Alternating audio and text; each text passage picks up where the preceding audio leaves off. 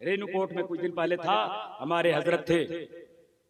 मैंने कहा सुनो, गिरिडीह में एक जिला दामोदरडी है, वहाँ चारों तरफ हिंदुओं की आबादी, जिस तरह भी कोलड़िया ढड़वा इस तरह सारे लोग, उसी तरह चारों तरफ हिंदुओं की आबादी थी। लोगों ने कहा था मस्जिदों में आजान ना दो, तुम पहले हिंदू थे बाद में मुसलमान बने हो, इसलिए घर वापसी करो। मस्जिदों में ताला लगा दिया था। अख्तर रजा चतुर्वेदी मेंबर रसूल पे बोलता है, गिरिडीह बहुत दूर नहीं जाकर देख लीजिएगा। चतुर्वेदी को बुलाया था, अल्लाह के करम से जितने यहाँ लोग बैठे थे, इससे ज्यादा वहाँ मीडिया प्रशासन मौजूद थे, बड़े बड़े पंडित मौजूद थे। मैंने कहा था मेरे भाई, अभी तक तुमने कुरान की बात सुनी थी, तौरात और ज़बूर की बात सुनी थी, आज अख्तर रज़ा कुरान और हदीस की बात नहीं करेगा, तेरे धर्म की बात करेगा और तेरे किताबों की बात करेगा। और किताब में तेरे दाढ़ी का भी जिक्र मिलेगा, नमाज का भी जिक्र मिलेगा और अजान का भी जिक्र तेरी किताब से। मौलाना साबित करो। सारे लोग बैठे हुए थे। दामोदरडी की धरती पर मैंने कहा था, ऐ नोट करने वाले नोट करो, ब्राह्मण तुम भी नोट करो, पंडितों तुम भी नोट करो, क्योंकि सिर्फ माथे पे चंदन का टीका लगाने से कोई योगी जोगी नहीं बनता। नबी का इश्क सीने में बसाने से बंदा योगी और जोगी बनता। नबी का इश्क है तो कामयाब है, नबी का इश्क नहीं तो कुछ भी कर लो कामयाब नहीं है।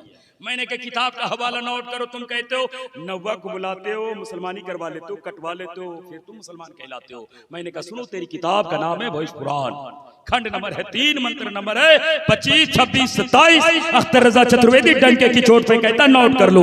मंत्र सुनो क्या कहता, कहता लिंग छदि शकाई संग तन संपूर्ण धारी अचलासी सर्वची भविष्यति जन्म मुस्लिम संस्कार किशोरी भविष्यति। कहता जो जगतपति मोहम्मद होंगे, लिंग छदी शकाय संग तन वो खतना सूदा पैदा होंगे। वाह वाह वाह वाह वाह वाह। नबी का खतना किया हुआ था, है कि नहीं? नबी का नाभि कटा हुआ था। अब मौलाना जमाल साहब किबला कहेंगे मेरे मौला क्या बात है, क्या राज है, सारे अंबिया को तूने पैदा किया, खतना शुदा न पैदा किया, मगर जब अपने हबीब मोहम्मदुर रसूलुल्लाह को जन्म दिया तो खतना शुदा क्यों पैदा किया? रब ने खैब से, रब की रहमतों ने जवाब दिया, ओ दुनिया वालों सुनो, जमाने में कुछ लोग फिरके ऐसे होंगे जो ये कहेगा अगर नबी की नाभि कटी ना होती, नबी की नाभि नबी का खतना किया ना होता। एक फिरका होता कहता नबी नाई के मोहताज है, नबी दाई के मोहताज है।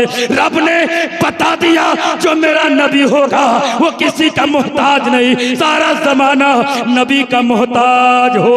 वाह वाह, क्या कहने माशाल्लाह, नारे तकबीर, नारे रिसालत। खतना खुदा पैदा किया, नाभि भी कटा हुआ था, तो खतने का जिक्र आया ना। तुम कहते हो बाद में मुसलमान बनते हो, कटवा लेते हो, तब इस्लाम में तो तब से खतना आया है जब तुम नहीं थी। आगे कहता लिंग छदि शकाय संगठन संपूर्ण धारी। पीछे जट्टा देखिएगा, लुंगी पहना है, जंगिया पहन के घूम रहा और इतना बड़ा जट्टा रखा।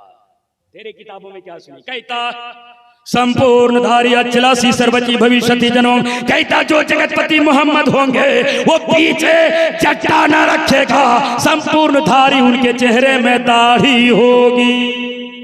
क्या बात है। देखिएगा आज भी भारत का सर्वे के मुताबिक अगर 7.5 लाख पंडित हैं तो 6.5 लाख पंडितों के चेहरे पर दाढ़ी है। और ये दाढ़ी वालों से मीडिया वाले को खूब नफरत है। जब हम लोग जाते हैं, हमारे जमाल भाई से पूछिए, जानते हैं ये ताज, ये टोपी पहन के जब हम लोग एयरपोर्ट जाते हैं ना, तो जानते कमीना लोग क्या करता है, टोपी भी उतरवा लेता है, उसको दाढ़ी से नफरत है। मैं कहता हूँ सुनो यार, दाढ़ी का तस्करा सिर्फ मेरे किताबों के अंदर नहीं है, तेरी किताबों के अंदर। आज भी कुछ वबा फैली, कुछ बात फैली जमाने के अंदर, क्या निकाब के ताल्लुक से बात हो रही थी। बोले तुम लोग निकाब पहनते हो, औरतों को कैद में रखे हो, औरतों को गुलाम बना के रखे हो। मैं कहता हूँ नादान मेरी किताब ना पढ़ो, तेरे किताबों के अंदर भी निकाब का जिक्र मौजूद है। वाह क्या तहकीक है भाई, जिंदाबाद। से बता दूं, वाह रिसर्च जब सीता जी को रामचरितमानस के हवाले से बताता हूँ, रामचंद्र जी ने सीता को कहाँ रखा था? लक्ष्मण रेखा के अंदर घेर के रखा था। कहा यहाँ रहना, यहाँ से हुदूद ना पार करना, यहाँ से तुम क्रॉस ना करना वरना तुम अपहरण हो जाओगे। लक्ष्मण रेखा खींच के रख दिया था। लेकिन रावण आया था और साधु के भेष में क्या किया था, सीता को अपहरण किया था। सीता बड़ी होशियार थी, जब अपहरण हो गई तो किसी वक्त आपने कड़ी उतार के फेंक डाली थी, किसी वक्त आपने पायल उतार के फेंकी थी। वो समझ रही थी मेरे तलाश में मेरे मर्यादा पुरुषोत्तम रामचंद्र जी आएंगे, हनुमान जी आएंगे, मेरा देवर लक्ष्मण आएगा, और जब ये शक्ल देखेंगे, निशानियां देखेंगे तो मुझे ढूंढ के निकाल लेंगे। चले तलाश में कौन, हनुमान जी कुछ दूर गए, जैसे मिसाल के तौर पे यहाँ से बहुत दूर बिंजा तरफ गए तो कड़ी मिली। हनुमान ने उठाया, बोला ये कड़ी किसकी है, तो लक्ष्मण जी ने कहा ये कड़ी मेरे भाभी की है। कुछ दूर और गए तो क्या मिला, पायल। बोला ये किसकी है, बोला मेरे भाभी की है। कुछ दूर और गए तो नाक की नथनी मिली, बोला ये नथनी किसकी है, तो लक्ष्मण ने बोला ये नथनी किसकी मुझे मालूम नहीं। तो रामचंद्र जी ने कहा ए लक्ष्मण ये नथनी तो तेरे भाभी की है। तो लक्ष्मण ने कहा था मर्यादा पुरुषोत्तम रामचंद्र जी, मेरा धर्म इजाजत नहीं देता है मैं भाभी का चेहरा देखूं। मैंने कहा लक्ष्मण जी ये आंगन में तुम तेरे भाभी रहती थी, तुम तेरे भाई रहते थे, तो तुमने अपने भाभी का चेहरा कैसे ना देखा। तो लक्ष्मण कहता है मैं क्या भाभी का चेहरा देखूं, मेरे भाभी सीता तो हमेशा निकाब में रहा कर। निकाब में तेरी मर्यादा पुरुषोत्तम की बीवी रहा करती थी, मगर आज मुसलमान की बेटियां अपने लहजे में रहती है, अपने निकाब में रहती है, हिजाब में रहती है, तो तुम्हें दर्द होता है। मुझे बताओ चाहे जितने भी पंडित हो देवघर काशी मथुरा से, मुझे बताओ मनु स्मृति को ले आओ, रामायण को ले आओ, कोई किताब का हवाला मुझे बताओ जिसमें लंगेपन का जिक्र तेरी किताब के अंदर। भारत में 3 लाख से ज्यादा लंगे बाबा हैं, मगर कहीं मीडिया ज़रफ़शानी नहीं करता, कोई बात नहीं फैलाता। इसलिए नहीं फैलाता, वो मालूम से है कि लंगापन मेरा धर्म नहीं कहता। उनके बनावटी धर्म में लंगापन अच्छा लगता है, जिनका ज़मीर मर चुका होता है उनको लंगा अच्छा लगता है, जिनका ज़मीर जिंदा होता है, जिनका दिल जिंदा होता है, जिनका ईमान जिंदा होता है, उनको निकाब अच्छा लगता है, उनको हिजाब अच्छा लगता है। आप पे बात करने वाले अपने धर्म की बात कर लो। तो मैंने कहा था सुनो आजान की बात तुम कर लिए तो आओ अखंड भारत की तारीख पढ़ लो और भविष्य पुराण का एक चैप्टर और सुन लो, तेरे किताबों में नमाज का जिक्र भी मौजूद है। बोले कैसे, मैंने कहा सुनो तेरी किताब क्या कहती है, जो नबी होंगे मोहम्मद होंगे वो इबादत कैसे करेंगे, क्या घंटियां बजाएंगे, नहीं बजाएंगे, शंख बजाएंगे, नहीं बजाएंगे, क्या करेंगे।